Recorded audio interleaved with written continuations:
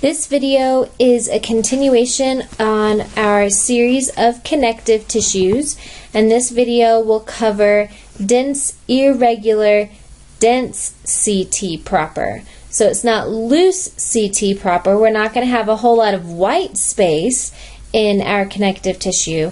It is dense CT proper because all of our extracellular fibers are very, very close together with very little space in between them. So we will talk about dense CT proper coming up here in a second, but let's review what makes a connective tissue a connective tissue. So all connective tissues have a common origin in the mesenchyme, and so we have mesenchymal stem cells in all of our connective tissues. And then we've got two major components to our connective tissues: cells and extracellular matrix. Our extracellular matrix has two major components: ground substance, which is the fluid component, and our extracellular fibers. We've got three different kinds of extracellular fibers. We've got collagen fibers, which provide strength in the direction of their orientation. We have elastic fibers, which provide stretch and recoil. And we have reticular fibers, which provide a branching framework and strength in multiple directions. So that sums up our connective tissues. And now we're going to take a look at dense, irregular, dense CT proper, which is in this nice L-shaped picture right there. So let's take a closer look. Here is a familiar picture. You guys should all recognize this as your skin. And we know that our skin can be divided into two major layers. The epidermis is this area here outlined in purple because it stains nice dark purple. And our epidermis is made out of stratified squamous epithelium. And below our epidermis, we have our dermis. And our dermis can actually be divided into two layers itself. Our papillary layer is the layer of the dermis that underlies the epithelial tissue. And we already know that in our connective tissues that it is areolar tissue that underlies our epithelial tissues. And so our papillary layer is primarily composed of areolar tissue. And that brings us to the lower layer of our dermis, which is called the reticular layer. And it's our reticular layer where we will find dense, irregular, dense CT proper. So this area below our red line and below our green line here, that is where we're looking for our dense, irregular CT proper. If we take a look at our dense, irregular CT proper, we can see that it is definitely pink. And which of our fibers stains pink? It's collagen. And you should also notice that these collagen fibers are very close together. There's not a lot of white space, which is what makes this a dense CT proper instead of a loose CT proper. And you should see that our collagen fibers are kind of all pointing in different directions. We even have some, like here, that are pointing directly out of the picture and at you. Then these guys are going this way, this way, this way. These guys are pointing out at you. But what we see is that our pink collagen fibers are oriented in many different directions. This is very different from our dense, regular dense CT proper, because all of those collagen fibers were going in the same direction. That was what made it regular. Here, because our fibers are facing all different kinds of directions, it makes our tissue irregular, and it gives it a very chunky appearance. So our dense, irregular connective tissue proper ends up looking chunky.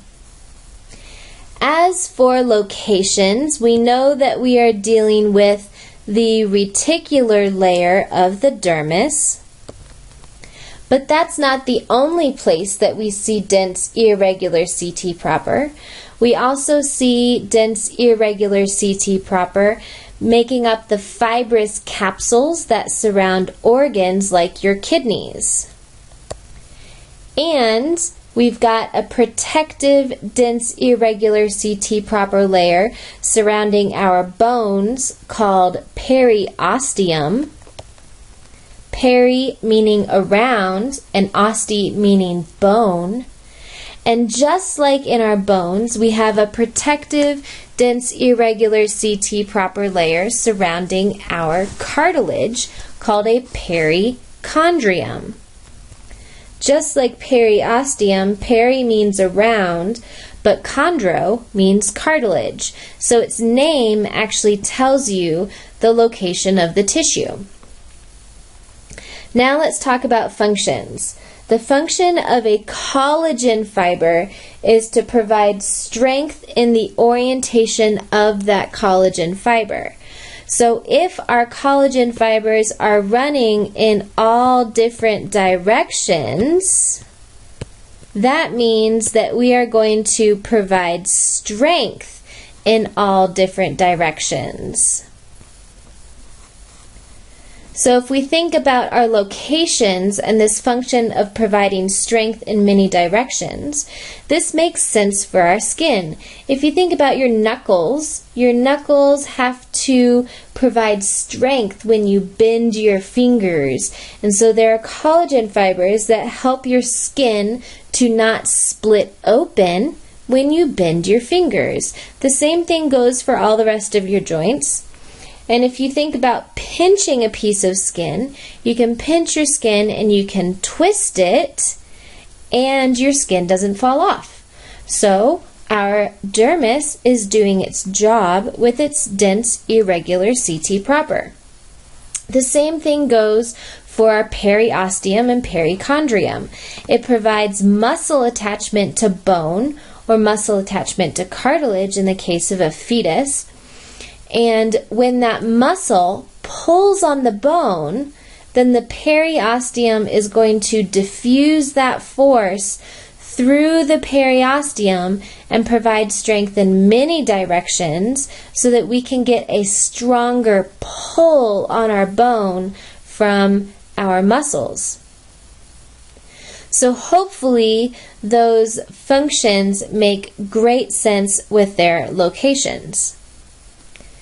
Now, when we see collagen fibers, you should always think fibroblast or fibrocyte.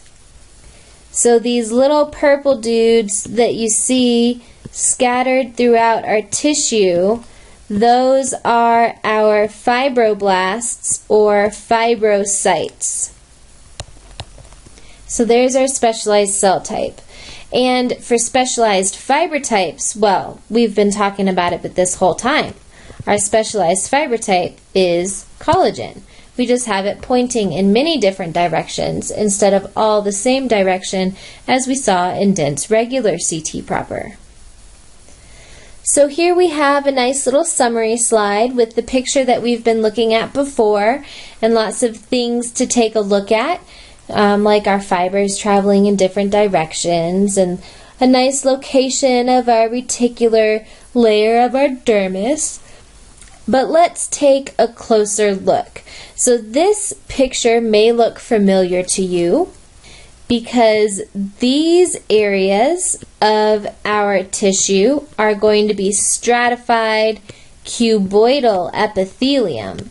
So a completely different tissue type in epithelium, but that kind of tissue is found in our dermis where we also see dense irregular CT proper. So again, you'll notice that we've got collagen fibers running in all sorts of different directions. Some of them even swirl a little bit, and they might be a little bit wavy. And we may even have some that are pointing directly out of the slide at you. But we are going to notice that it looks very chunky. It looks very pink. You can see your fibroblasts, and there's not a whole lot of white space. And just as a comparison picture, here's a different slide, and you can see we've got some collagen fibers running in the same direction, but then we've got other collagen fibers that are facing different directions, and some coming out of the picture right towards your face.